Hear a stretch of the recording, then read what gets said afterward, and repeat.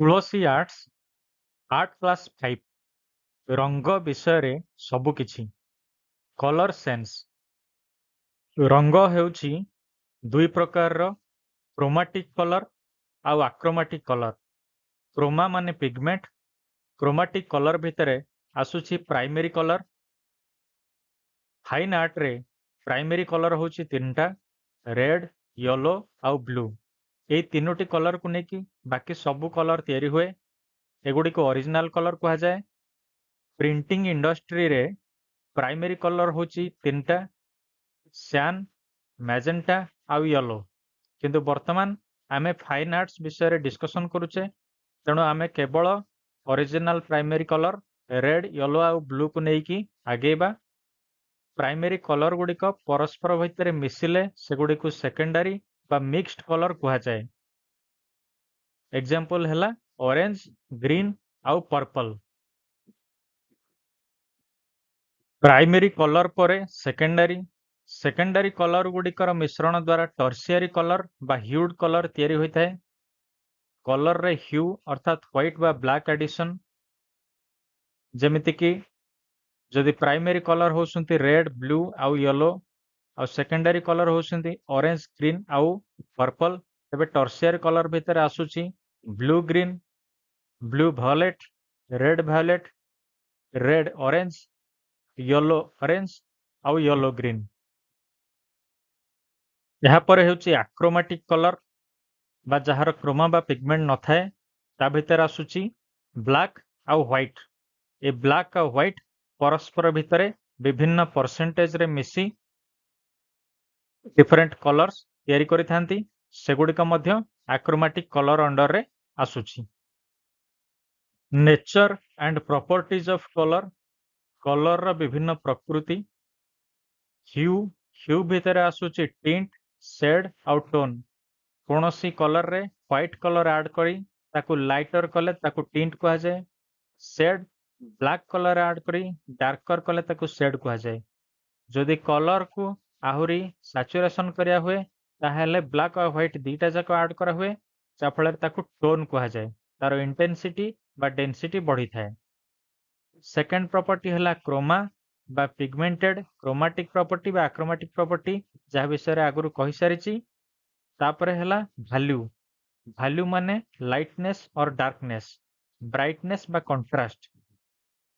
ଏଠି ହ୍ୱାଇଟ୍ ଆଉ black add ନକରି ସେହି କଲର୍ର ପିଗମେଣ୍ଟକୁ ଆମେ ଲାଇଟ୍ ଆଡ୍ କରି ବା ୱାଟର ଆଡ୍ କରି ଯଦି ତାର ଇଣ୍ଟେନ୍ସିଟିକୁ ବା ବ୍ରାଇଟନେସ୍କୁ ଅଧିକା କରାଯାଏ, ତାହେଲେ ତାକୁ ଲାଇଟ୍ ବା ଡାର୍କ ଆମାଉଣ୍ଟ ବା ଭାଲ୍ୟୁ କୁହାଯାଏ। ଏଠି କଲର୍ର ନେମ୍ଟା ସେମ୍ ରହେ, କିନ୍ତୁ ଏହାର ବ୍ରାଇଟନେସ୍ ବା କଣ୍ଟ୍ରାଷ୍ଟରେ ପରିବର୍ତ୍ତନ ଆସିଥାଏ।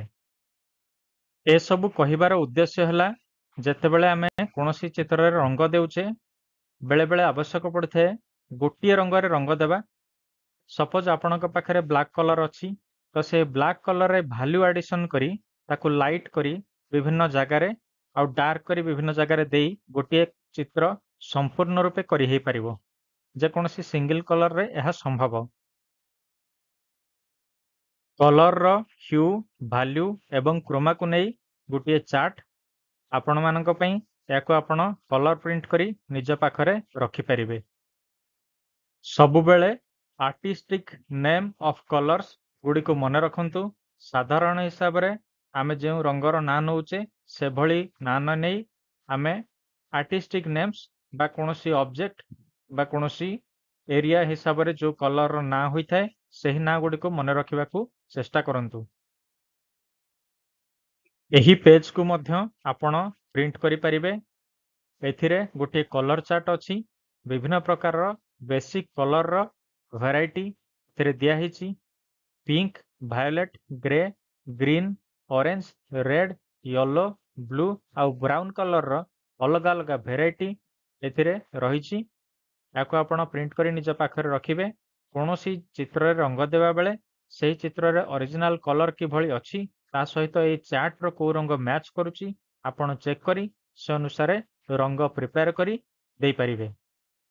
କେଉଁ ରଙ୍ଗ ମିଶିଲେ କେମିତି ରଙ୍ଗ ଆରମ୍ଭ ହେବ ବା କେମିତି ରଙ୍ଗ ତିଆରି ହେବ, ସେ ବିଷୟରେ ମୁଁ कौनसी आर्ट कला बेले आपण मानकु बतैबी।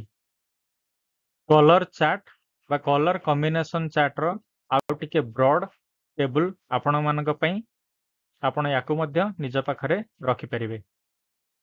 Different shades of white colour धोला रंगर विभिन्न प्रकार जेमती एब्सोल्यूट व्हाइट बा नॉर्मल व्हाइट बा प्योर व्हाइट तबरे pearl white ivory white cream white salt white rice white powder white विभिन्न प्रकार व्हाइट कलर। सेहीपरि विभिन्न प्रकार ब्लैक कलर बा different shades of black colour pure black बा true black jet black obsidian black carbon black smoke black इत्यादि। कौनसी चित्र रे बा पेंटिंग रे थिबा बा फोटो रे थिबा कलर को देखि केमिति सिलेक्ट करिवे सेथिरे को रंग देबे एवं को रंग मिसेइबे। कौनसी रंग को देखिवे सेथिरे को कलर रो केते परसेंट आपण जानि पारुछंती गोटे आर्टिस्ट रो आखि ऊपर यह निर्भर करे। बारंबार प्रैक्टिस आपण को यह सहाय्य करिवो सेतिकी परिमाणर ब्लैक व्हाइट बा पर्टिकुलर कलर मिसेक आपण से रंग बाहर करि परिबे। जदि आपण साइंटिफिकली जीवाकू चाहुचंती तेबे निजे गोटे चार्ट प्रस्तुत करी आगुरु रखिथांतु आपण को सेतिकी बेले सहाय्य करिवो एवं सेथिरे मेंशन करिथांतु जे को कलर मिसेकी आपण ताहा तयारी करिसंती। बाजार रे विभिन्न प्रकार रंग बिक्री होची मीडियम अनुसार different types of colours available सेगुड़िकर गोटे श्रेणी मु आपण मानक पई करिछि। फास्ट हैला इंक बा इंक मीडियम कलर जहार एग्जांपल हैला पेन तापर पेंसिल कलर क्रेयन्स बा wax colour oil pastels soft pastels graphite colour माने पेंसिल चारकोल बा अंगार कलर चॉक बा कैल्शियम कार्बोनेट चून तापर डस्ट पाउडर बा रंगोली पई जो मुरुज तापर ऑयल पेंटिंग ऑयल मीडियम विभिन्न सीड रो ऑयल हे पारे किंबा रेडीमेड अवेलेबल आपणकर एशियन पेंट बर्गर पेंट किछि भी हे पारे ऑयल पेंटिंग तापर वाटर कलर विभिन्न प्रकार कौनसी कलर रे केवल वाटर ऐड करी बहुत डिफिकल्ट कारण से कलर पेपर रे हो बा कैनवास रे हो लागबनी तेणु से कलर रे किछि ना किछि परिमाण रे एडेसिव मटेरियल बा अठा से कलर रे थाए। वाटर कलर्स विभिन्न प्रकार अवेलेबल जेमिति कि ट्यूब्स बा paste colour hard tablet colour powder colour जहाँकि आम मूर्ति रंग तैयारी बेले दे थाउ पोस्टर कलर ट्रांसपेरेंट हो पारे बा फ्लैट बा ओपेक हो पारे। तापर एक्रिलिक मीडियम कलर एक्रिलिक रो थिनर बा मीडियम रहउची एथिरे वाटर भी ऐड करिकी यूज करा जाए।